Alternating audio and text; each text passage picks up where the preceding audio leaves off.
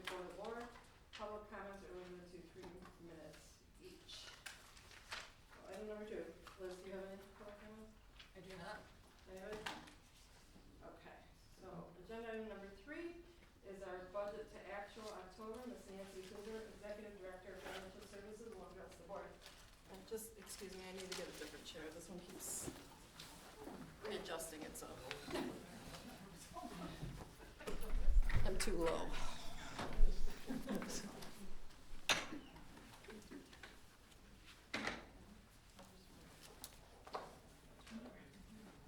Okay, welcome, Ms. Hoover. Whenever you're ready. Okay, so this is the budget to actual for October 31st. And, starting with revenue, we are looking pretty good.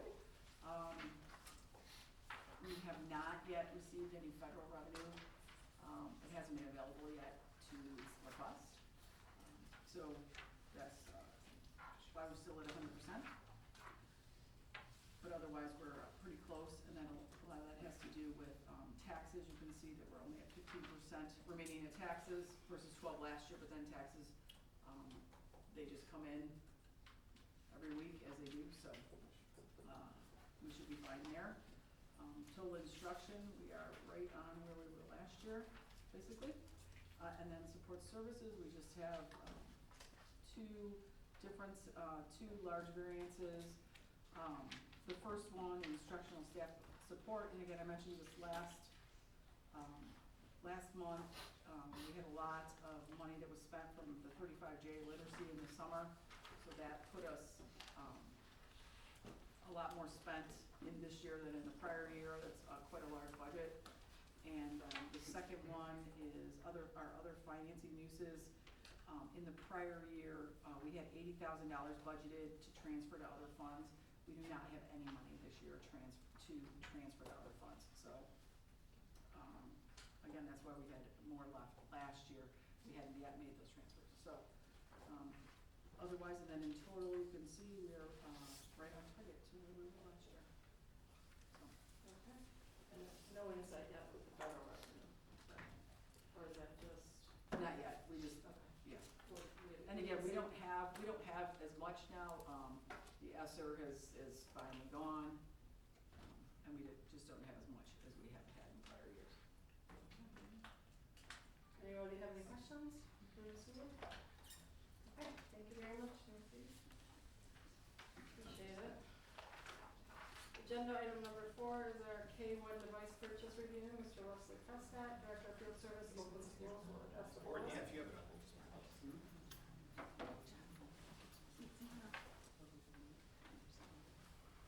Awesome, thank you. Good evening.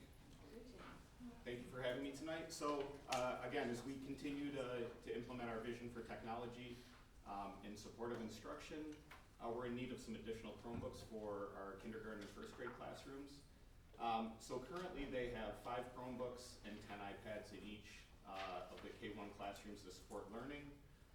In the fall, we got feedback that they desired to have a full set of Chromebooks and use the iPads for the STEAM program, which, if you remember back in the winter of last year, we had purchased iPads for STEAM and we had put them in the elementary classrooms, and we were going to try to see how small group instruction worked with some iPads, some Chromebooks. Based on the feedback from the staff in the buildings, it was desired, if we could, to have a full set of classroom Chromebooks and to move those iPads into the STEAM classroom. So this purchase would allow us to do that. So we would be able to have a full set of Chromebooks in each classroom, and we would be able to utilize the iPads for the STEAM program. The cost of the purchase is about exactly $134,990.40. That would purchase us 480 Chromebooks, and with the ones that we already have in place, that would give us a classroom set of 25 in each kindergarten and first grade classroom. And it would be supported by the 2017 and 2023 bond. And it is included as part of that budget. And these are the REMC competitive bid. Yes. Okay, anybody have any questions regarding this? Person? Quick clarification, you said I forgot the word. My question for the 480, we had a 2-to-1 ratio is my understanding.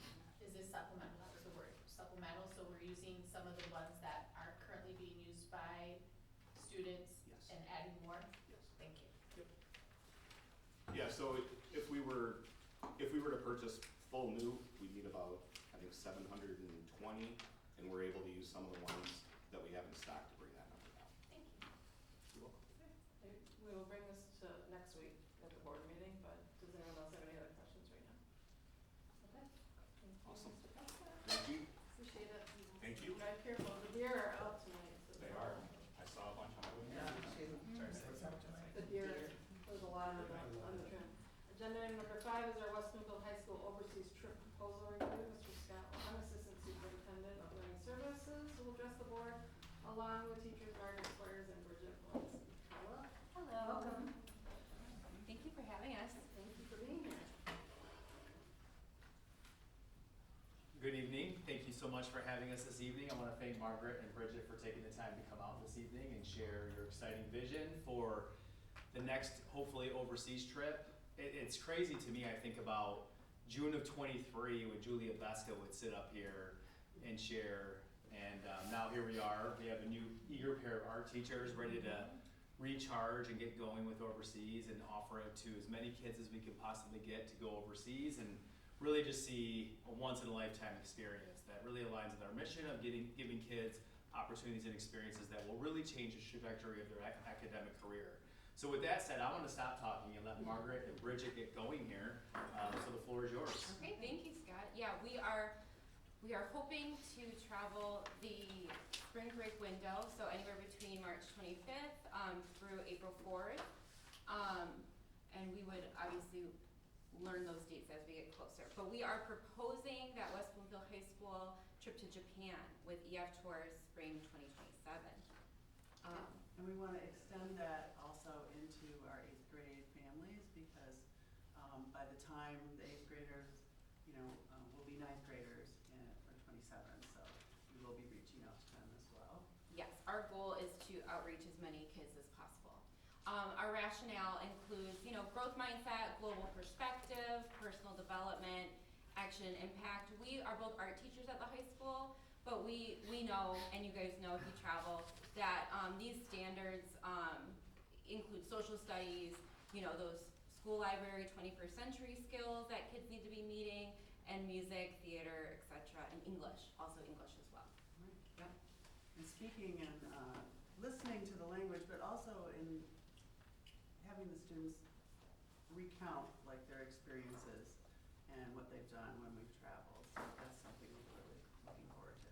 So our itinerary, we're going to be flying overnight to Japan, which it's a long flight. So we're flying to Japan, meeting our tour director. We'll be in Tokyo with our expert, exploring, temples, the ponds, as well as some shrines, and then the Harajuku shopping district. Those are some highlights the first couple days. And then after Tokyo, we will be taking a day trip to Kamakura, where we'll be visiting the Great Buddha, and then also another shrine and exploring locally there. And then we will travel out of the Fuji Hakone Izu, excuse my, I'm probably We're excited to learn obliterating it all. the pronunciations, but we're going to be going to a national park, we'll be going to an open air museum, we'll be taking a cable car, bullet train, which I think is a big highlight, being on a bullet train. And then we'll be in the Kansai region and touring Kyoto and the bamboo forest and another shrine and temple, and of course experiencing all the wonderful things that in travel, the food and the culture, and understanding how things work in that country as opposed to our country. And Japan is a very safe place for students to travel. Very, there's really virtually no crime problems. When I think about Italy, maybe pickpocketing would be the biggest concern, but really in Japan, there's just nothing like that. So it'd be very safe. Yeah, and as you know, it's a packed trip, so they'll be getting to see a lot of stuff. So why do we travel? We travel because it expands our knowledge, right? It expands our compassion and empathy for, you know, other cultures. And I'll just say, as an art teacher, a lot of our students are interested in Japan. They're very intrigued by this, which is why we decided to pick it.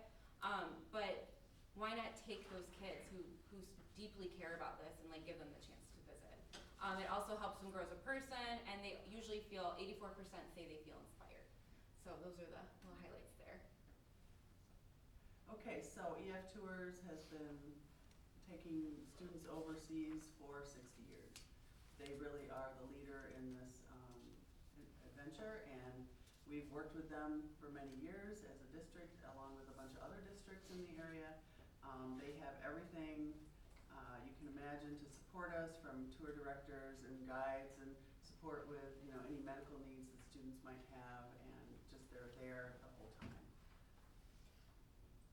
What's included? So I know you guys have probably been, everything's included, basically. Everything's included except for souvenirs and like lunches and snacks. So they really are covering the tour director, the tickets to everything, the hotel, the food, all that jazz. And obviously 24-hour emergency assistance and support.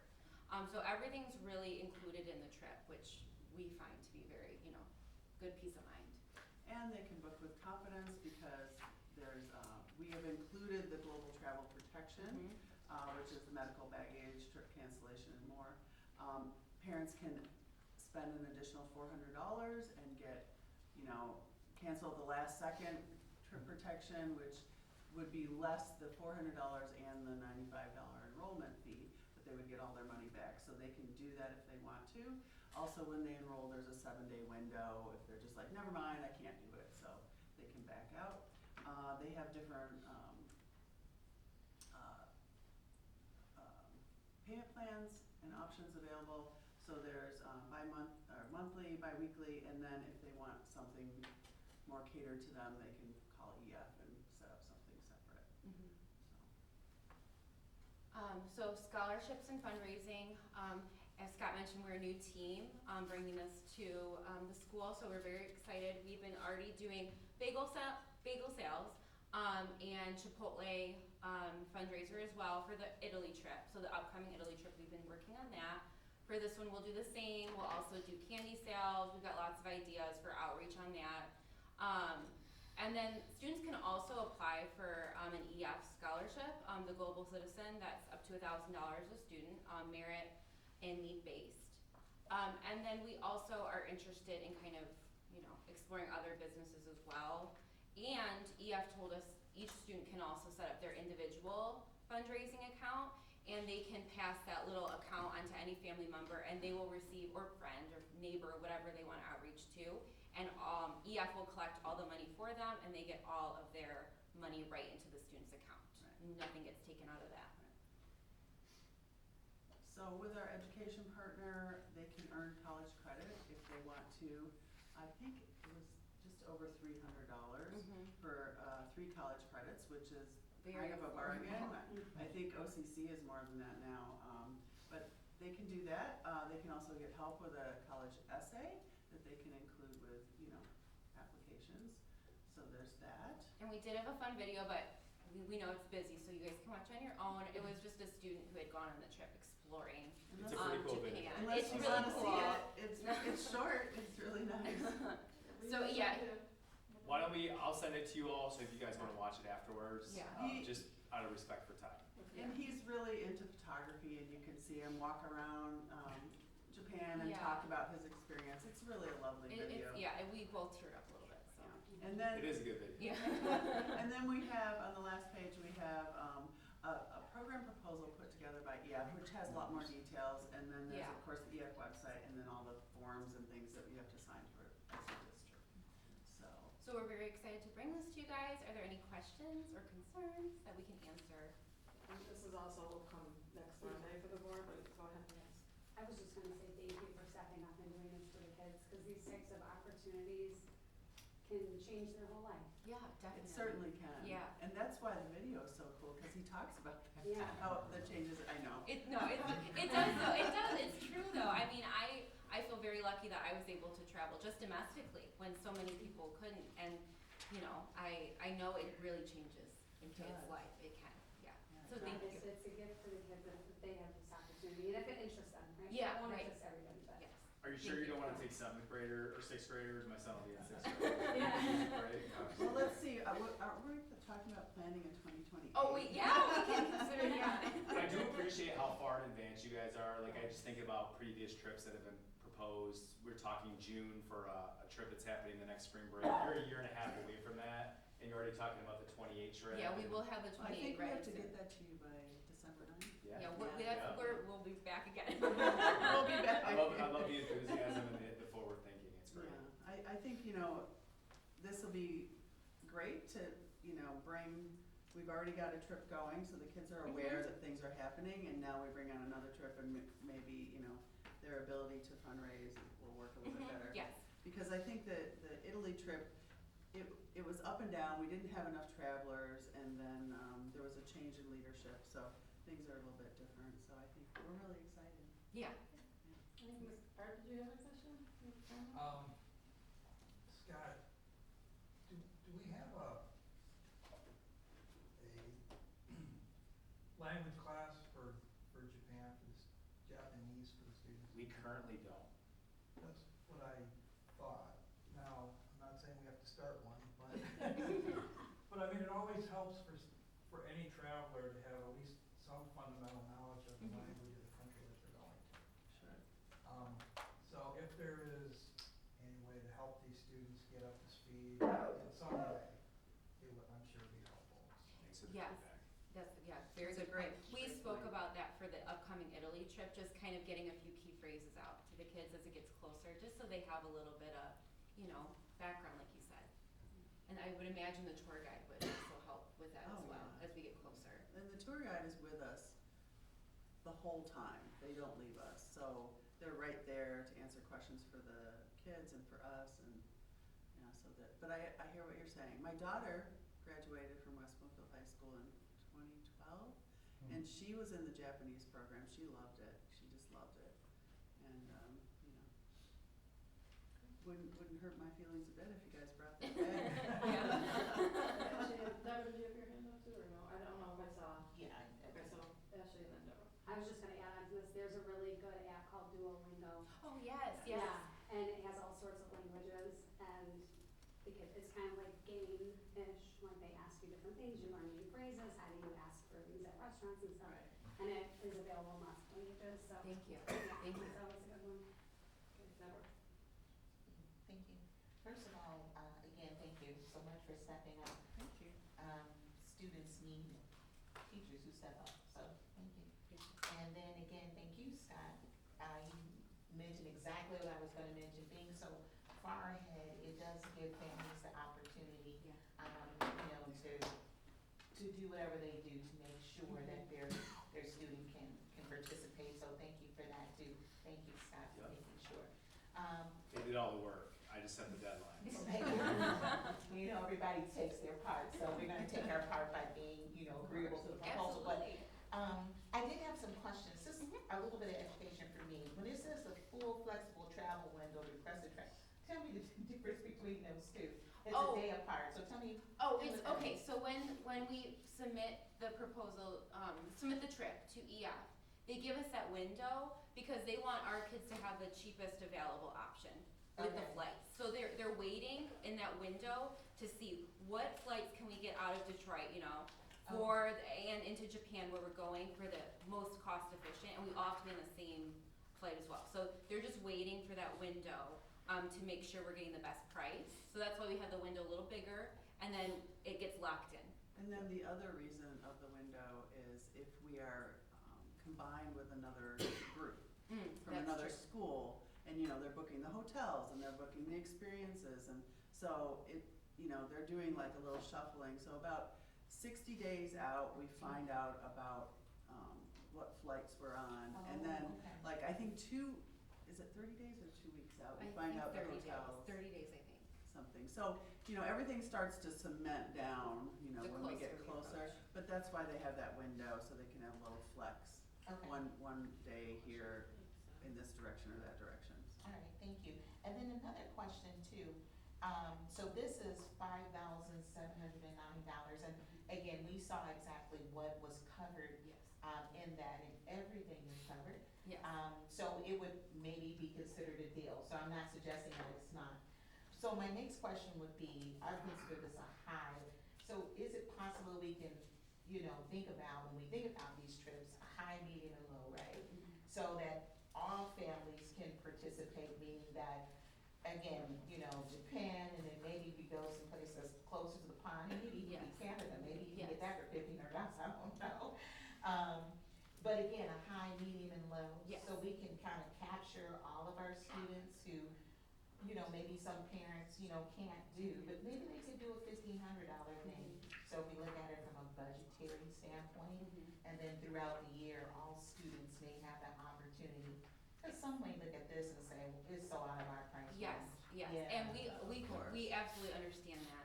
I do, and Yeah. I would have never been able to afford to send my children even on a $1,500 trip. Right, Um, yeah. And that's just the reality, but, I figured out how my kids could do band for 4 years. Yeah, At what, $1,000 or something a year? right, Yeah, right. that, absolutely, we will absolutely agree with that going forward, to keep, this one is more because of the, I would imagine, the airplane cost Sure, of this sure, stuff. absolutely. Very It's fl- fair. Cause it's far, Right, yeah, and then far. the following will definitely keep And, something more.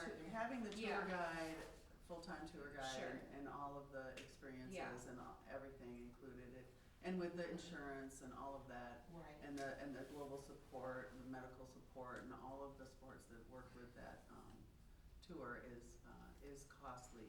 So even trips that are closer, I think, I wanna say. Like Ireland, Scotland's still about 3, correct? Costa Rica, I think, is in the 3s. Okay. And And that's- Washington and what's- DC is 1,500. Yeah, and what's Sure. nice, And- over the scope of a student's academic career in the district, we've been very intentional and mindful about giving kids very unique experiences at every grade level, leading up to high school. Yeah, So, the DECA it's trip. exciting to know that the kids when they go to camp in 5th grade, and DC in 8th grade, and this wide range of experiences, some that are very cheap and some that are on a little bit more expensive side, all the way up to this if a student so chooses to pursue the opportunity. Yeah, that's good. So again, I see, I absolutely see it again, Japan is not gonna cost it, I get that. Yeah, But just again, making sure we Yeah. have that full breadth. we absolutely Yeah. agree, yes, Okay. absolutely. All right, Yes. thank you so much. Of course, thank you. Quick question, does EF help support or help communicate, process for passports and any visas? 'Cause They, you might have they students that don't- haven't done that. They so- don't help process, but they will guide a parent when they call in to get information. And we are presenting things to, we just had our meeting with the Italy-Greece trip where we're like, okay, you need to get your passports now, and if you want to, you can get an expedited passport, and that gives you a number, so, So we try to help funnel them to where and they their want to. account on EF prompts them, and then we're sending out emails through EF reminding them. So, we can't make the application for them, and neither can EF. They have to do that, but there is support if people have questions. Great experience though too, like for them, as they're learning to be a young adult and like, yeah. it's pretty Yeah, cool. and to take care of it now, right, instead of when they're It's 30 very like me, exciting. yeah. Thank you. I will say, West Bloomfield Township does it, and so does Going Yes. Postal, and we'll handle everything, so Yes. that you just wanna give, they'll take a picture right there, Going Postal and process For it and sure. all that. Right. It's just a great thing to have, Yeah. to know that it's right down the street from us. Alright, well, thank you. Thank you, Oh, you have guys. something, sorry, Nick's gonna ask to come with you. Yes. I know I do this every year, but I really mean it for that one. I would love to chaperone, I know I'll pay my own way, put me down on first on your list of people. Oh, yeah. Yay. All right. Seriously. We're signing you up now. It's on my bucket list, my wife won't go with because it's too far. It is gonna be a long flight. If I you know, get- I'm used to long flights, You can do it. please I know write you down do. my name and Isn't it number. like- I'll- See, this is why we Serious, picked too. it, but that 14 was our goal. hours or something, 14-hour flight It's or long. something, it's long. But that was our goal. Our goal is we did get lower on this past the Italy. So we were like, what do we think the kids want? And the community would really go for it. And hopefully we get more They excited. want me Like, as a chaperone. yes, it's So a wonderful. week from today, if the board approves it, I'll text you guys. We have all the Send stuff it- ready to give you go, his so email. please, So I yeah. put it in my calendar now. Okay. Thank you Thank you all. both. Thank you. Thank you. And if you want, we can, you can communicate with the board when we're having our presentation to families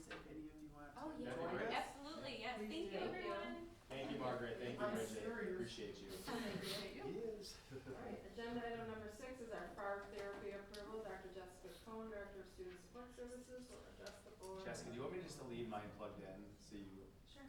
it's up and ready to go? Welcome back, Dr. Cohn. You're welcome. Yes, I'll just use Scott's.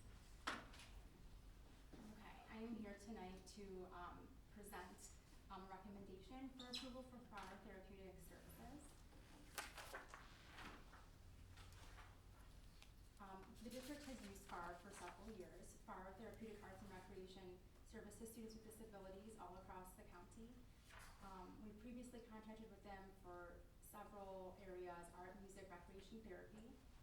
And really, this is different than music instruction. Music therapy really uses music as the vehicle to accomplish therapeutic goals like self-regulation, different cognitive development skills, motor skills, self-confidence. The difference this year, though, is we've really expanded our opportunity for students to have access to our highly qualified, wonderful specialist teachers. So while I'm seeking your approval for this FAR therapy tonight, it's really significantly decreased. We've decreased by $255,000 by using our existing teachers to teach our students with disabilities this year. But we still do have a need for this supplementary service for some of our students in our adult transition program, our middle school and high school, but no longer at elementary. The partnership does offer some advantages with impact and alignment, providing access to therapeutic and enrichment opportunities that align with their special education goals and objectives. For cost efficiency, we don't get charged with what we don't use. There's a music therapist who's been out on leave, so we haven't been getting billed for those services. And then, of course, my favorite, capacity building, with just really allowing our staff to see a different model. You know, how can we meet the students' needs through music therapy instead of maybe what we're doing in the classroom with math. And so it does serve as embedded professional development. So I'm recommending that we approve FAR for $42,495, not to exceed more than 10% of this current amount for all of our students aged birth through 26. We do currently only use for secondary, but just in case something changes along this school year. Okay, board, do I have a motion? Yes, sure. I move to approve FAR Therapeutic Art and Recreation as long as the cost is not increased by more than 10% of the current annual cost of $42,495 for eligible students birth to 26 for enclosure 6. So a second. Yeah.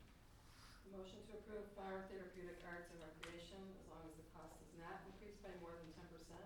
So the current annual cost of $42,495 for eligible students birth to 26 for enclosure 6 has been moved and seconded. We'll open it up to questions or comments. After I start with you, she made the motion. No questions, but thank you. Thanks for the information and thanks for, finding a way to use our staff. Yeah, that's been the most exciting, I Yeah, think, is that's using our great. own staff and Mhm. decreasing the need for the contracted services. And we loved seeing for the board visit the transition center. Oh, Mrs. yeah. Flowers was teaching that weaving lesson, Yeah. and the kids loved that. Well, adults. Right. They're adults. Yeah, Yeah. yeah. But it was nice to see that it was incorporated within the building. Anybody else have any questions or comments? Deborah? I do. So again, for my education, so this model really kind of expands to our teachers' capabilities. So do they go through any level of professional development? Did I miss something there? So at the elementary, at least last year, the teachers were often with FAR therapy, with the therapists themselves. Okay. And the pairs were in there as well. So if there was something that's worked well for a student, they could replicate it in their own classroom. So although it was intended to serve as prep for many of our teachers, I saw them often with the FAR therapist to assist with the students. So are there any certifications, any additional certifications our teachers need in order to? Oh, yes. I mean, to be a music therapist, that's separate certification than like a music instructor. Recreation therapy is a different certification. So they do offer something unique, which is separate than what our teachers currently have. Yeah, so it is different. It's more like supplemental though, right? It is supplemental. So Supplemental. it's not meant to supplant our current education for our students. It is supplemental. We were using it more to supplant in prior years, which is why we made the shift and reduced the cost. So our students do have access to our instructors. But where we have some gaps still, and this really is different than like music instruction, music therapy, it is meant to be supplementary. So yeah, it is something different, but it is a great service, I think, for our students to have. It is? Okay. All those in favor say aye. Aye. All those opposed say no. Motion passes 6-0. Agenda item number 7 is our access languages approval. Dr. Jessica Cohn will address the board again. Okay. So this time I am presenting Access Languages, which is a translation service agency. So the background, our parents really need to be able to understand, right? When we are presenting any documents to them, it's part of their civil rights to understand in their native language what we're presenting, what we're asking.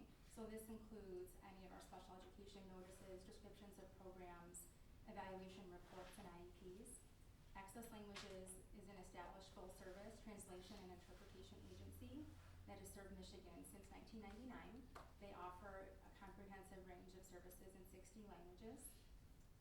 Their team includes certified interpreters and translators, experienced in supporting schools, districts, and public agencies.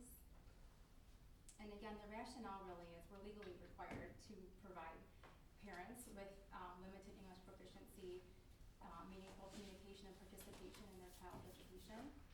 And this is a part of the Title VI of the Civil Rights Act, our IDEA, special education law, and MDE as well. And if written translation is not feasible, we need to provide that oral translation for free for parents.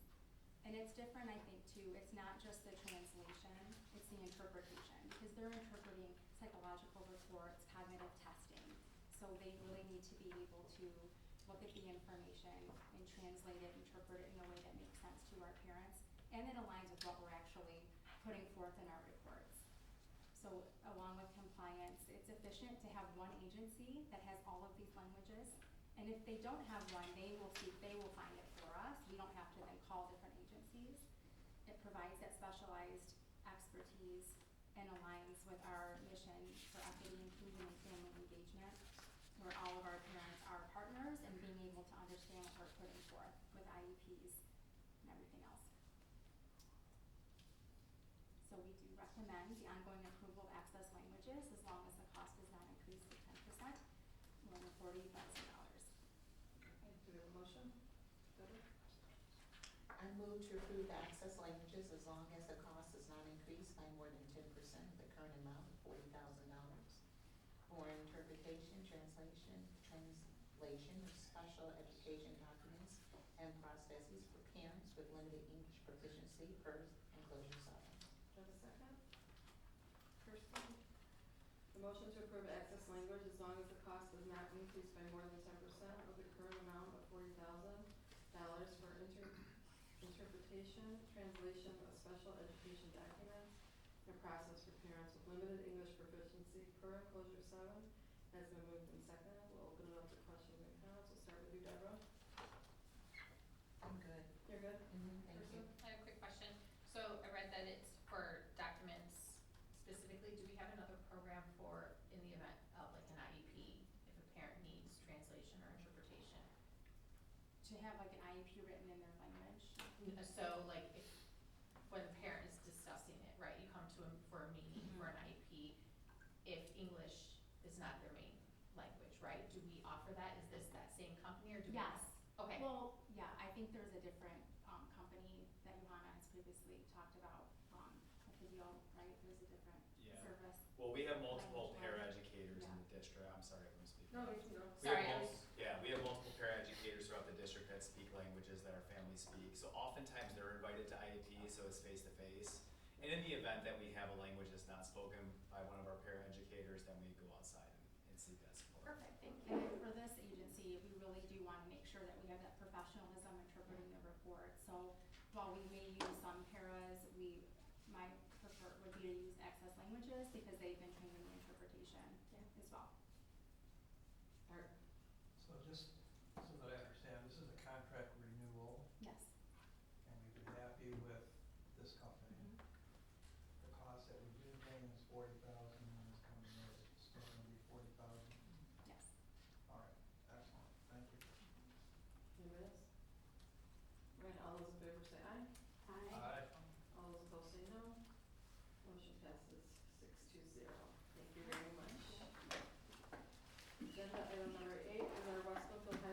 CTE STEAM and receiving area bid approval. Mr. David Stottlemyre, Executive Director of Facilities and Operations. Tyler Mackey, Aaron St. Dennis from OC, and Bill Weiner from CMP are all We got here the whole this team. evening. Thank you all for being here.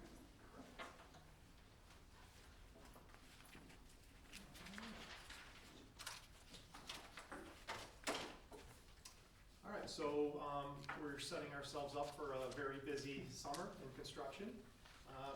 The first project that we have up, we did review at the October 13th study session, and that is the STEAM, CTE, and receiving additions and renovations at the high school. With all three of these, all three of these first three projects, we did have a public bid opening on October 9th, so we don't have to repeat that. A quick review of what we have currently. If you've been in Buddy's classroom, you know there's steps in there. It's not ADA compliant, so obviously with this project, we're correcting that. When you look at the shop areas, you know, you can see the hoods off in the distance. They're not lined up with current equipment. So there's a lot of things that have happened over time that this project will correct. When we look at our 3D printers right next to that green tub on the file cabinet, they're hidden away where it's hard for students and staff to access it. And not only that, but it's pretty exciting, I mean, to watch the 3D printer. So in the new design, those will be front and center in the robotics lab area. And then when we look at the workspaces that they are currently working with, all the furniture is fixed. Obviously, this design will be very mobile, collaborative, open, and it'll be easy to reconfigure based on the curriculum. We've seen this map many a times, but the light tan is all the renovation space. So you see the main area here, and then we've got the areas that are going to be renovated for the food service dry storage. The areas in the blue are going to be the new addition. So once again, the tan areas, Tyler's going to have his work cut out for him, but those will be started as soon as school lets out and completed before school returns next summer. And then the blue areas, the new additions, will be then worked on over that course of that school year, and it'll be done in the summer of 2027. So we're gonna have a lot of coordination. As you know, we have many, many buses that pass this corner, so we're gonna have to make sure that we coordinate closely with the school staff and with transportation, because there's a lot of activity on this side of the building, so that's gonna be part of the project coordination. You've seen these drawings before. We're continuing the wave pattern at the front of the school for our new robotics lab, which will be, we're creating a modern, a flexible learning environment. We have to remember the building is 55 years old, so all the current lab areas are pretty ancient. So this is going to be a great needed update at that building, and it'll service all the students, which will be wonderful. We did receive bids that came in at $6.879 million, and then you can see Tyler has put together an estimate, a total project estimate coming in, and if you look at the estimate, the total is $8.996517. But then that will come out of the 2023 bond. But then in addition to that, in the receiving area, we're putting in a new walk-in cooler and walk-in refrigerator for the food service department. And that is $133,515. That will be funded from our excess fund balance. Nancy gave me the update today. We have $1.6 million sitting in that account. So that will come out of that, and then keep that number in mind when we get to the phase 2 kitchen, because that will also be funded from the excess fund balance.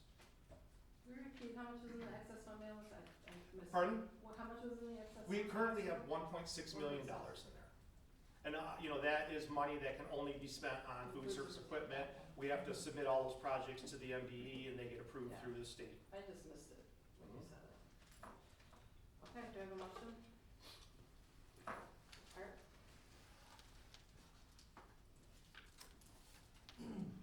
I move to award contracts totaling $6,879,929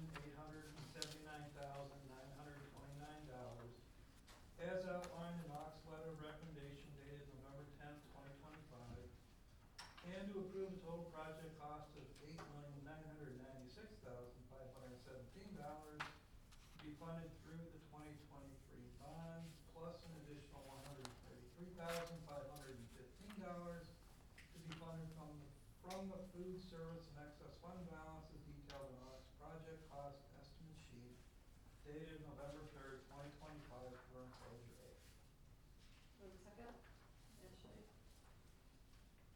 Motion to award contracts totaling $6,879,929 as outlined in Ox letter of recommendation dated November 10th, 2025, and to approve a total project cost estimate of $8,996,517 to be funded through the 23 bond plus an additional $133,515 to be funded from the food service excess fund balance as detailed in Ox project cost estimate sheet dated November 3rd, 2025. Current closure 8 has been moved and seconded. We'll open it up to questions or comments. I'll start with you since you made a motion. Any questions or comments? No? Anybody else? Ashley, or Kirsten? I mean, I'm sorry, I was looking at them. Did you have something too? All right, Deborah, I don't know what, Deborah and then Kirsten.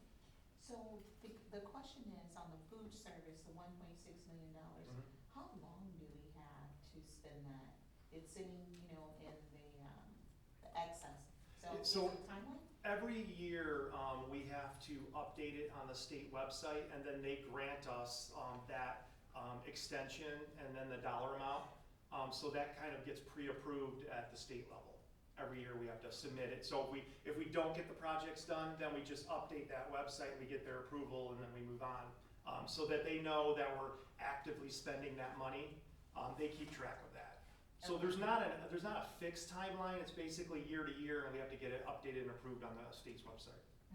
The reason why I was asking, because I know we've got the walk-in, you mentioned the walk-in, was there anything else, if there was a timeline, you know, that we could use money on, we don't wanna lose it? No, we're not gonna lose it. We have the timelines approved by the state. Okay. And we have, Agenda item 10 also. yes, correct, and we upload that. And so we're in constant communication, the food service director, myself, our project team, and the MDE, so they know how long these projects are gonna take. And then they're really flexible about it, because we, you know, especially with, like last year, we pre-ordered some of the food service equipment, and they knew that that wasn't gonna be installed till this summer, which we'll talk about in item 10, but. All right, thank you. Kirsten and then Artie. That was just a quick comment to say thank you for including the total budget. Helps me Yes. track, so I want to say thank We you. will do that from now. I appreciate, again, thank you. Total cost here, is that in line with what we anticipated when we went out for bonds? We had a project estimate that was about 8.3 million, but that was a very early estimate. We do have 3.1 million of unassigned money. You'll see in that spreadsheet that I bring to you guys quarterly. We'll just keep that updated, but it will fit within the envelope of what was intended for the bond. And this is, you know, besides Doherty, this is one of our biggest projects. Chico, Doherty, and this one are the big ones, so. Thank you. Anybody else? And so, I know this isn't about construction, but with the FANUC robots and all of that. Yeah. I'm sure at some point. We'll bring that back to the We'll be board. bringing the whole program back to the board at some point. Because we're gonna be using the space as classrooms, not just after school activities. Right, and you'll see on Tyler's project estimate, there is down at the bottom, the asterisk, there is some money that has been budgeted for furnishings and technology, but we will be coming back to the board with those dollar amounts. And those are funded on that spreadsheet that we have, our overall quarterly update, just in different areas. Anybody else? All right, all those in favor say aye. Aye. All those opposed say no. Motion passes 6-0. That is an exciting project. Yes, it'll be It has awesome. been a long time coming. I think we've talked about it since 2016. I was gonna say that before the vote, that I'm just really excited about that project and what it's gonna be for the high school. It's, I mean, at 16, it wasn't an add-on, it was just the reno, no, and it's, it's a really exciting. yeah, in the scope of it, like the kitchen, the receiving area wasn't, that was something that came as a result of the design for the Yeah. CTE space and the STEAM space, but, that's gonna be a wonderful space for our students to utilize, and, can't wait to see them utilizing it during school and after school. It's gonna be a great space. It's nice too, plus that outdoor freezer that you see out there, out of receiving, I mean, that thing's starting to rust and stuff, that'll be replaced as part of this, so it'll really clean up high school. Okay, good. I guess we won't see pallets of paper all the way down the No. hallways anymore. Okay. Agenda item number 9 is our Grudge lighting and HVAC bids approval. So we had talked about this in the study session, that we may need a little bit more time to analyze it, which we did. We've been working with the contractors, exploring that building.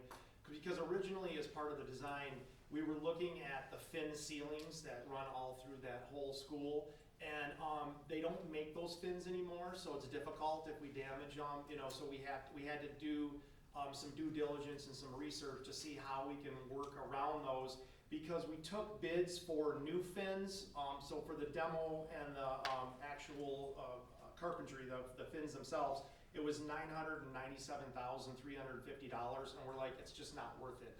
So we're, as part of this, we're gonna recommend that we reject those two bids. And then we just move forward with the mechanical and the lighting. Now that we know, after working with the contractors and doing some testing out in the field, that we can make it work and can keep the existing fins in the building. So once again, just real quick, a recap of it, we're replacing all of the T8 fixtures with LEDs. They will have, similar to Scotch and Abbott, like we've already started working on, they're gonna have the dimming controls in all of the classrooms so they can adjust the color temperature and the light levels. And then we are replacing all emergency lighting, which is very important as part of these projects. And this is just a quick example from the drawings. You can basically see we're replacing every single light fixture in the building, with the exception of the gym and cafeteria, which already have LED lighting. So we didn't wanna waste money and tear out lights that were relatively new. So we made that assessment. Same thing with mechanical. Peter Basso, our mechanical engineer, consultant to TMP, went through the building. Some of the furnaces have been updated throughout the years from our maintenance department, working with contractors. So out of all the classrooms, they determined that only 12 of them are in need of replacement. So we're gonna be replacing 12 furnaces. And then all of the rooftop condensers are in need of replacement. So we're doing 21 of those. Keeping in mind, everybody thinks Gretschko's new. We talked about last time, it's built in 95, it's 30 years old. So those pieces of equipment on the roof have exceeded their life expectancy. And then, so we took bids for that, and the total amount of the bids is $1,058,840. And then once again, AUK has provided a total project estimate sheet of $1.460562 million. Thank you. So do I have a motion? Nick?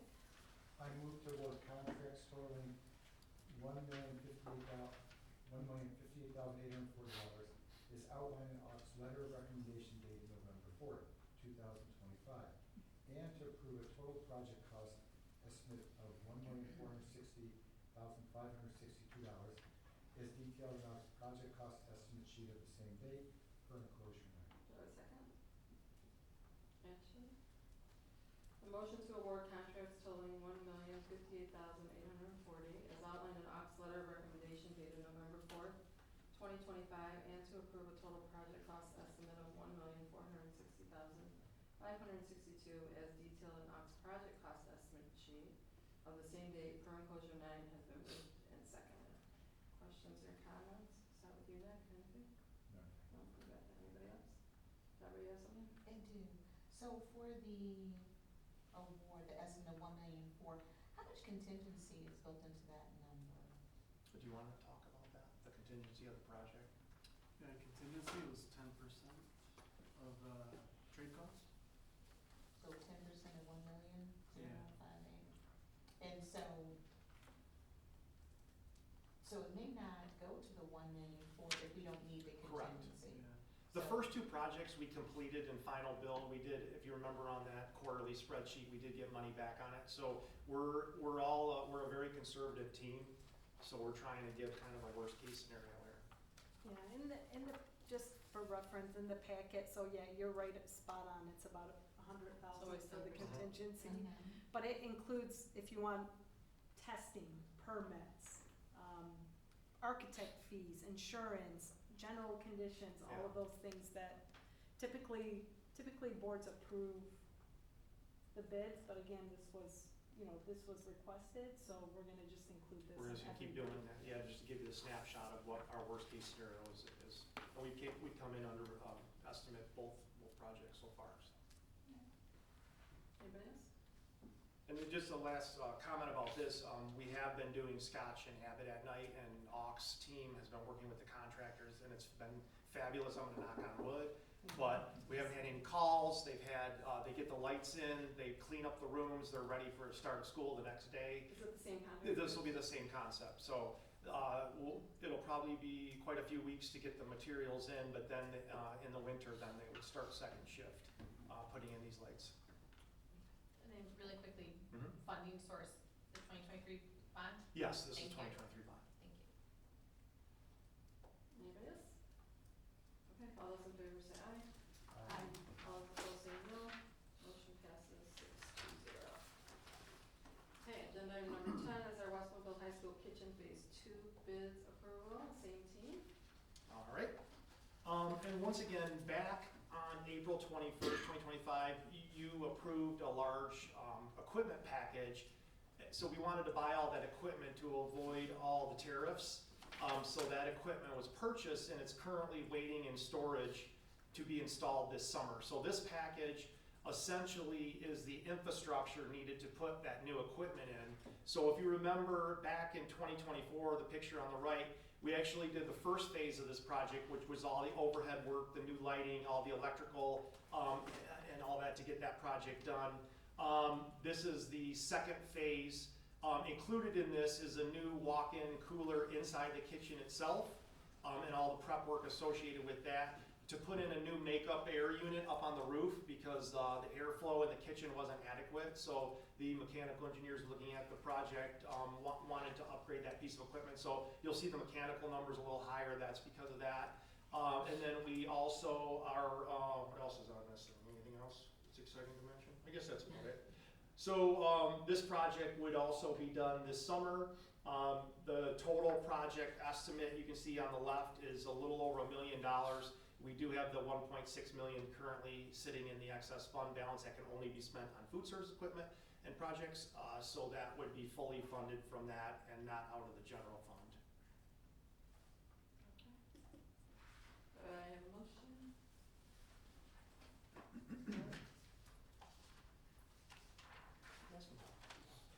I'm moving to award contracts totaling $563,128 as outlined in Ox letter of recommendation dated October 30th, 2025, and to approve the total project cost of $1,063,427 as detailed in the Ox project cost estimate sheet of the same date per enclosure time. Anybody have a second? Motion. The motion to award contracts totaling $563,128 as outlined in Ox letter of recommendation dated October 30th, 2025, and to approve a total project cost estimate of $1,063,427 as detailed in Ox project cost estimate sheet of the same date per enclosure 10 has been moved and seconded. We'll open it up for questions or comments. Or did you want to start, or are you good? Anybody else? Just say thank you for the historical part of it. Oh, no problem. Thank you. And I forgot to mention, I just remembered what I wanted to say. If you've ever been in there while they're working the stir fry station, there's always lots of smoke in the cafeteria. We are putting a new hood over that unit that's properly sized with the proper amount of airflow. So we're gonna take Chef Jesse's smoke up through the roof and not out in the cafeteria. So that's pretty exciting too, part of this That is project. exciting. The things we get excited about. Doesn't take much. Anybody The else? kids like the stir fry station. Yes, so they do. it's very important. And I think it's grown over the years, so, Oh, yeah. yeah. Anybody else? All right, all those in favor say aye. Aye. All those opposed say no. Motion passes 6-0. And I think this is the last one for you guys. It is. Agenda item number 11 is Chico Playground Equipment Approval. Same team. Sorry. Same I'm not team. gonna say all your names. Yeah. We all know. This one, we are rolling along on New Chico, and obviously the building is supposed to be done hopefully in June, and it'll be ready for students in August. So when we first brought that giant bid package to you, we had mentioned that the play equipment was coming later on.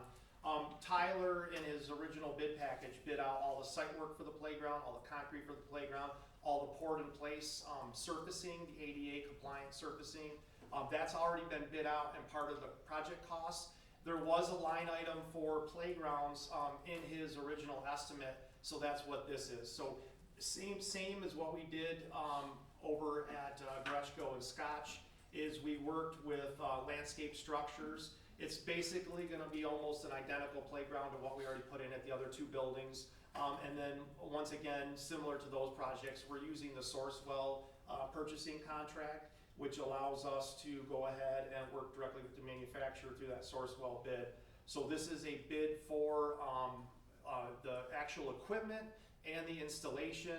I think we brought those two in like December, so we're bringing it a little bit early, but this equipment will arrive on site in early spring and be ready to install for whenever AUK wants to put it in on the project. So we just wanna make sure it's ready for them and ready to go. We did tweak a little bit of the equipment, so we have, similar to those other projects, you can see we have kind of I went through my 5 components. We have the sensory play area over here where the dots are. We have the lower area playground. We have the high adventure, which is our Apple Island, the raised grass hill with the big structure next to it. And then we have the 5th grade, or the upper L playground over here. We have basketball courts, and then the 5th component is our music garden here. The one thing I wanted to mention is we did add a couple more 2 to 12 pieces, because obviously we have the preschool in this building too, so we want to make sure that we are accommodating for all children. So it's pretty similar to the other two, but just a slight bit different. We'll have a few more pieces that are open to a broader age range, so to be safe for those students. So working with the company, we have a bid for the equipment and the install, which would complete the playground project with this bid. Very good. Do we have a motion? Nick? I move to approve the purchase and installation of playground equipment for the new Chico Elementary School as outlined in Landscape Structures proposal number 25-1009-4 in the amount of $1,099,955 per official order. Do we have a second? Kristen? A motion to purchase and installation of playground equipment for the new Chico Elementary School is outlined in Landscape Structures proposal number 25-1009-4 in the amount of $1,099,955. Per enclosure 11 has been moved and seconded. Any questions or comments? Start with you. No. Anybody else? Art? Jamie, go back to the layout. The walkway that comes from the road to the Here? upper left. Yep. That, in the event of emergency, could be used as emergency vehicle access. Correct, there's a gate. So I just want to make sure that there's enough egress space for a vehicle, police car, maybe even a fire truck to get past the playground and up to the school. There's Bill, do you know the enough width of that? I wanna say it's like 10 or 12 feet. Yeah. It's wide enough for a vehicle. Okay, and, Fire truck's 8 foot, so. and there's, I mean, as long as any fencing or structures that are close to that walk are far enough off the path Mhm. for the vehicles to get through, I just wanna make sure of Okay. that, so. That's emergency only though, it's not really designed for a fire truck with. Yeah, the loop itself is the fire loop that's designed for that purpose. Police car, yes, I think that. Yeah. I think it's R3, because the police, they created that not very long ago, right? That safety path, because there was only one entrance. What they put in recently was the access from the police department into Yours. Savoy Trail. Yeah. But that's just around the corner from this road that goes into the Right. playground. Okay. So the police vehicle would. So it gives them another access point instead of just going out onto Alma Lake, the police department. Correct, Yeah. correct. And we do have 2 grassy mounds on this project, because this little triangle here was kind of useless, so we actually create a mound there for the kids to run up and down. That's also gonna be artificial turf, Okay. so. Ashley? I'm just excited about it. The kids at Scotch and Gresham are loving the playgrounds. They're so amazing. It's great. They're so good for our kids. Inclusive, they're, yeah. So thank you. Yep. Kristen, I see your hand up. Yeah, the part north, right? Yep, up here? Yes. Yeah. Grass? Yes, Able to grass. have soccer fields, kids can run and play football. It's Soccer ball. I mean, there's a hill right here, but it is open and grassy. I think a long time ago we might have laid out a soccer field on it, but I'm not sure on the exact size. It's a open running grass. field. yeah. So they could play, They could like, play, the kids yeah, you could play put in it. nets, Yeah. yeah, they Yeah. can play, Cool. yeah. It's just Plus, we open. have a It's big just not- sledding hill not on the big front enough side of the for building. That's fine, yeah. We have a large grassy area on the front side that's actually being shaped as a sledding hill out front too, so. Thank you. I like how you designed the playground because we were trying to get as much green space for running, Yes. so it looks like you guys accomplished that based on that drawing, so. Anybody else? Alright, all those in favor say aye. Aye. All those opposed say no. Motion passes 6-0. Well done, All right, thank you very everybody. much. Thank you. I gotta make sure any Kathy team here, you know? Yeah, alright, so, I mean, just for the board to know, like, I think a lot of Chico is done except for furniture's coming in December, I think. Furniture for for furniture Chico. package, yeah. Mhm. I think that's really like the last Yes. big project. Okay. Thank you Thank everybody you. for coming. It's Thank nice you. that they help support Yes, the projects. thanks everybody. Agenda, alright, so this is not a great fun agenda. Oh, no, I Agenda did the number fun ones. 12 is our section 31AA funding opt-in of resolution review, and Dr. Bonnie Busy Superintendent will address the board. Alright, so, I know that if you've been at MASB or a part of going to OCSBA meetings, I'm sure you've heard about 31AA funding. When the budget was released for this fiscal year, for the 25-26 school year, the 31AA money, which constitutes about $320 million statewide, to support school safety and student mental health, basically has some provisions on it that you have to now accept to be able to obtain the funds. That's about $770,000 for West Bloomfield. Now, I will say these are not guaranteed reoccurring funds. These are categorical funds that are given year to year, basically. The caveat is this year, unlike previous years, if you accept that funding, it requires an agreement to specific legal conditions related to mass casualties events. And the legislation is defining mass casualty as 3 deaths or more. So it could be, God forbid, a bus accident, it could be I'm hearing 1 death, but 3 injuries. 3 injuries, I okay. heard that too. Yeah, it's Wow. 1 death, but 3 injuries. So basically, what it does is, to accept this money, you have to waive attorney-client privilege, as well as other legal privileges. You have to submit to a comprehensive state-appointed investigation following any qualifying event. The waiver is preemptive, indefinite, and may apply retroactively to past or future communications. We have reached out, as well as many organizations, Oakland ISD, Wayne Risa, school superintendents. We've all emailed MDE with clarification so that the board can make the most informed decision. Questions that have been raised are, does the waiver of privilege apply only during the funding period, or is it indefinite? We asked, is the waiver retroactive to records created before the funding period? Does it terminate when the district ceases participation in 31AA or 31AA goes away? What specific privileges are waived? Attorney-client, attorney-work product, student or employee privacy? And how does the waiver interact with federal privacy laws such as FERPA, HIPAA, and IDEA? MDA has provided no guidance to anyone. The opt-in deadline was originally November 16th. That has been moved to November 30th, so it gives us a little bit more time, hopefully, to get some clarification from MDE.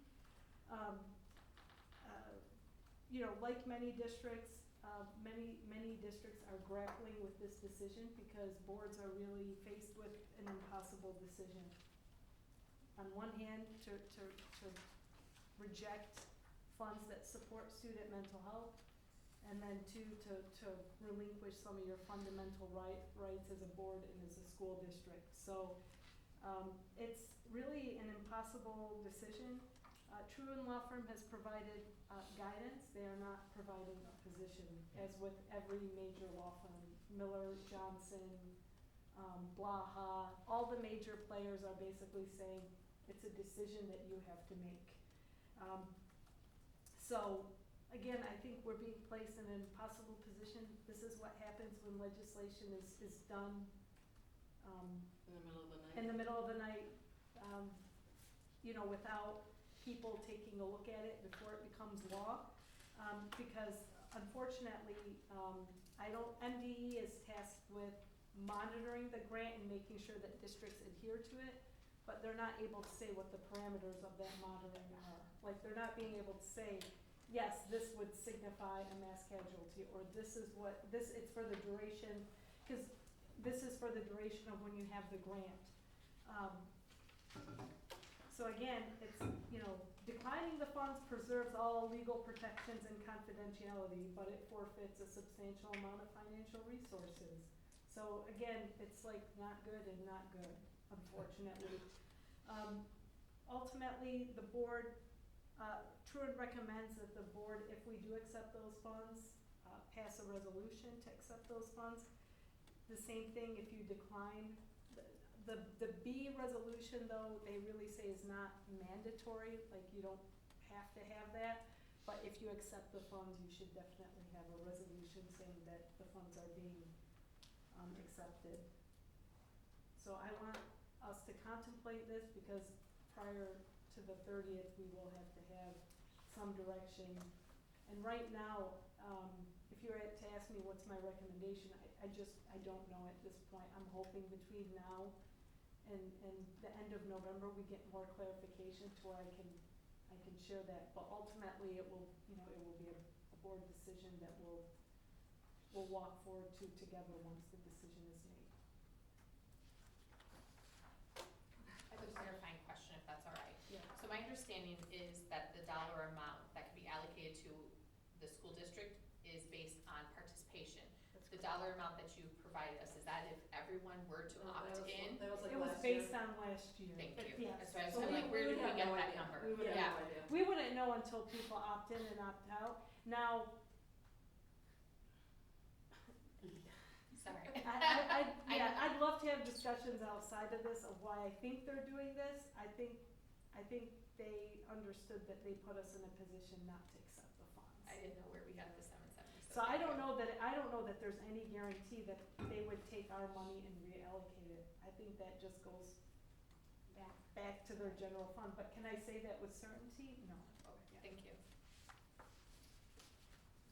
I do have another question, and thinking about this and looking at how we currently spend, because we currently get this in a categorical from the state right now. Yeah. So if we were to look at it and put some, understand how we currently spend money for mental health, and looking at it, is it more than 770, or is it less? So where would we, if we decide on option B to decline, how would that then affect us, and what type of services? I think that would be helpful too. I can tell you that right now, we fully expend the full amount that we're allocated, mostly via counseling, costs. So where would it come from, the general fund? It would come from the general fund, so the loss of it would just be a hit on the general fund. Okay, so as far as the hit on the general fund, so we're looking at it preferably about 770. So when we look at that though, the hit would be to the general fund, but again, as we look at how we service our students and to the depth in which we service our students, would that be affected? Because again, now we have to pull that money I out of think the general next fund. year it would be, yes. I think for this year, we would, you know, we don't, I think there would be some effect on it, yes, eventually, in terms of, like, we have a wonderful counselor to student ratio in the district. Right. We'd probably go a little higher, you know, and there's things, so yes, there would be some impact. Yeah. But I just have to say, like, quite honestly, we don't know if that categorical will even Well, be yeah, available next exactly, year. yeah. The state can get rid of it, because it's a one-year categorical, so we never know. If we're gonna get it or not. If we're gonna get it, Right, It's but not a we, guarantee. but over the course of a number of years, we have been getting something. Well, it's Since only been, COVID. yeah, Since it's just a only few years. just a few Yeah. years. So, Yeah, I hear you. Sorry, or It's is only this been COVID? after After COVID, like, Okay. if they were trying to help service kids that were stuck at home and, you know, the challenges of COVID. So it's been, I think, 3 years. I think 3 years is accurate. Well, I can check on that and update the board on that. But I think the hard part is, I think, I'm not saying this would change the position, because if you ask attorneys, one of the fundamental, you know, a lot of this discussion is coming as a result of Oxford and some of those things, and there's, you know, there's a lot of lessons learned and a lot of heartache that comes out of a situation like that. And I think that, they weren't able to go in and say, you know, there were certain protections to teachers, counselors, that were in the building that day that, you know, would come into question if you waive those types of rights. So there's serious ramifications, like I said, both ways. And, you know, it's unfortunate. And I don't know that it would change it, but if they said, well, this would be for the time of the funding, so if the funding was for a year, it would constitute for that year, okay, but if it says, well, it constitutes it forever, I mean, Which that's. it does right now. It Yeah, says right indefinitely. now it's forever, so it's one of those things, you know, where you just say to yourself, I mean, that's $770 for a year of waiving that, or $770 indefinitely, that's They can't even answer it. worrisome. They can't answer it, and that's why, you know, that's why we're in the position we are today, like every other district in the So when do we get back, it is a difficult decision and it's hard. Yeah. So when are we gonna hear back? So Cause we this- after the 30th. This is what I'm thinking. I was on with Amazing with Brad Vanasquez. And he said to wait as long as possible up till November 30th, because things might tweak, even though there's only like, I think the legislators are only gonna be in session like 2 more days between now and Thanksgiving. So I don't know if we're gonna get more clarity, but he said he is recommending that all districts wait to close to the November 30th. Now, November 30th is the Sunday after Thanksgiving. We are not open Thanksgiving. We're not open Friday after Thanksgiving. Saturday, the 30th is Sunday. So I would like the board to consider like maybe November 24th or November 25th, maybe just one agenda item, well, plus public comments. If we can meet at like 6 o'clock and just pencil something in. You said November 25th? November 24th or 25th. I cannot the 25th. What about the 24th? It's a Monday. Yeah. Anybody? Can you guys? I think I can do, that's I mean, unfortunately. Monday before Thanksgiving. So I did, on that call with Brad, he did say that the reason they're pushing for November, because it doesn't make sense that they're doing it on the weekend of Thanksgiving, especially when no one else is working in the legislature. That it has to be approved in November because the money is supposed to be released in December. So it's all about like the budgeting process of releasing the funds. So, November 24th, it would be up Can quick. anybody not do that day? Can anyone, Monday, look? Yeah, I can You do got that. it, you got it. If necessary.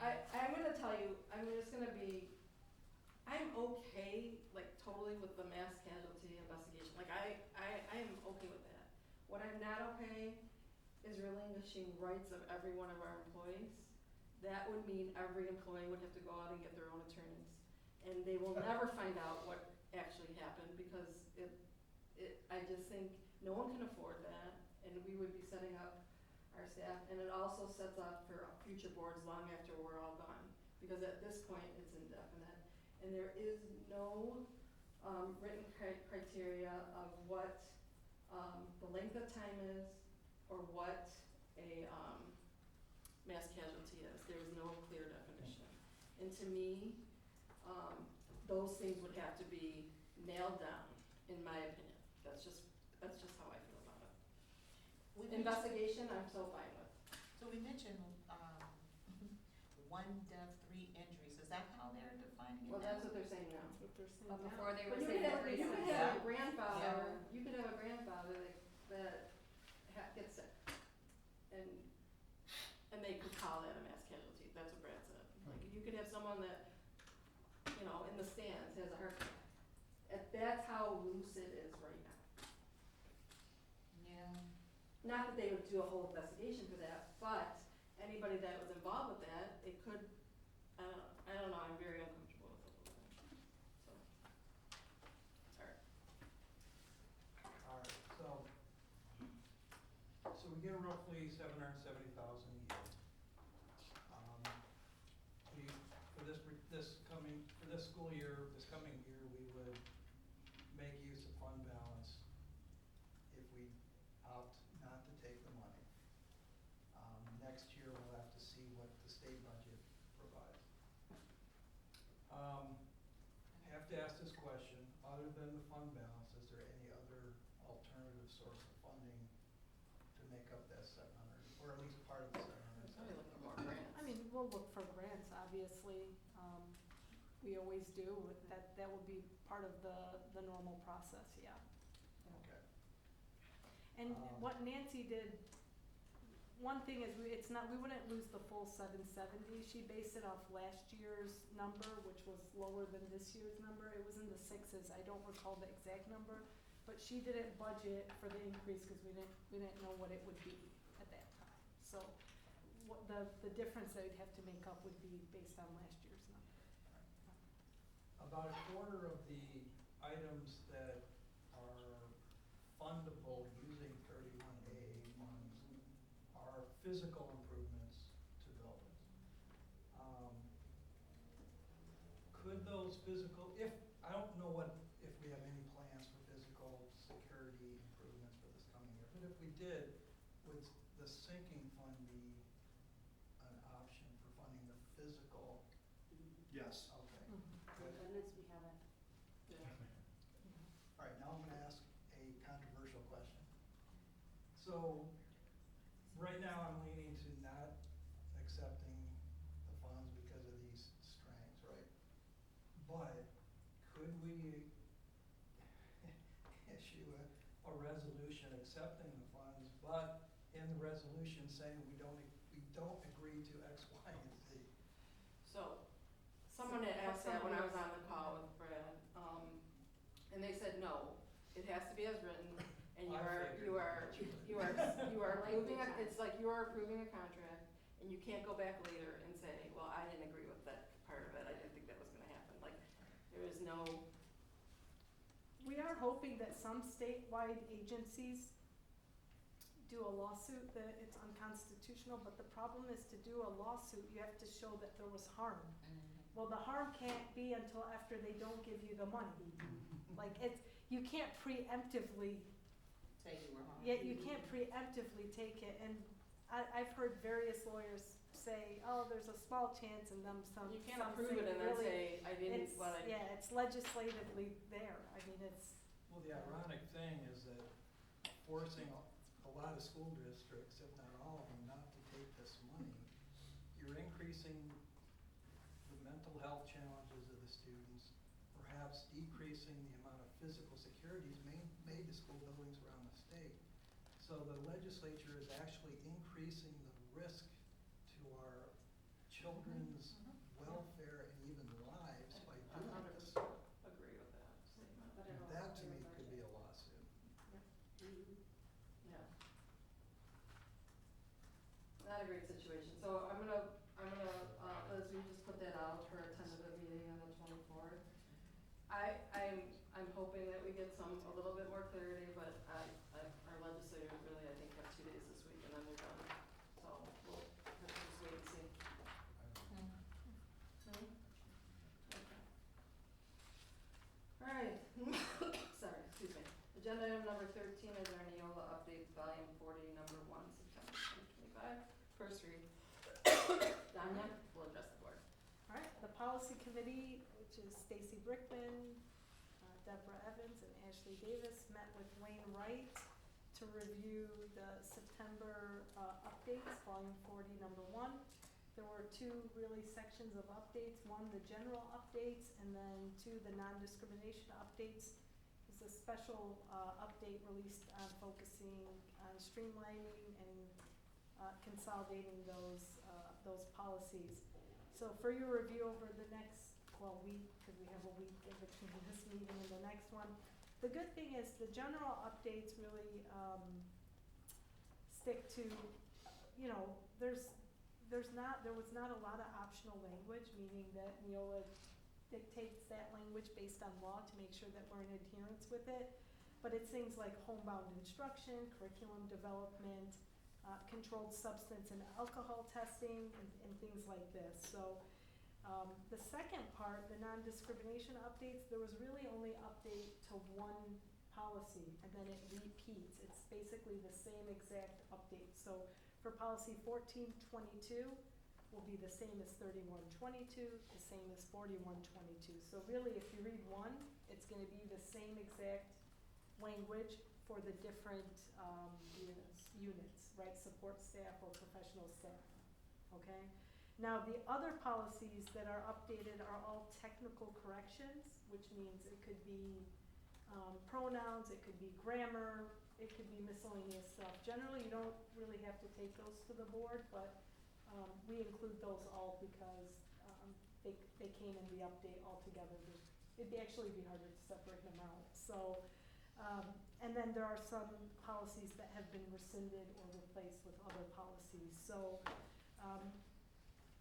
if you have any questions on any of those policies, please feel free to reach out and we'll get those answered. But attached within board docs, you'll see all of the changes, red or green. Green means they'll be included, red means it's out. If there's not a parenthesis or a bracket, it means it's really non-optional language. And then if there's a parenthesis or a bracket, you'll see what the policy committee is recommending.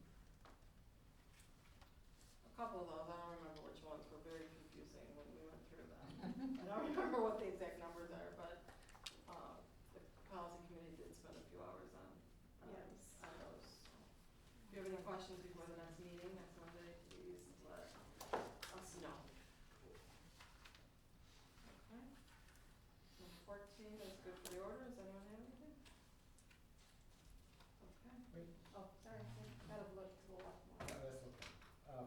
We had Fueling Kids Futures, is that what it's called? Yeah. No, that's I right. like those. I know, it changed names like I can't get used to it. And Trivia Night, it was a wonderful and successful event. Wasn't successful that my group didn't win, but John, I don't think your group won No, we either. did terribly. But it was a very successful event, raising money for a good cause. Anybody else? Okay, agenda item number 15 is our closed session supervaluation check-in and quarterly informal check. We have a motion. Ashley, Art, one of you? If you want to raise your hand. Yeah, have a raise. Alright, guys. I move to convene into closed session for the purpose of the superintendent evaluation under KMA, section 81A and 81H, to consider material examples. Art, and I'll do a roll call. Art? Yes. Ashley? Yes. Julie? Yes. Nick? Yes. Deborah? Yes. Kirsten? Yes. Stacy's yes, motion passes 7-0. Following the closed session, the board will immediately adjourn.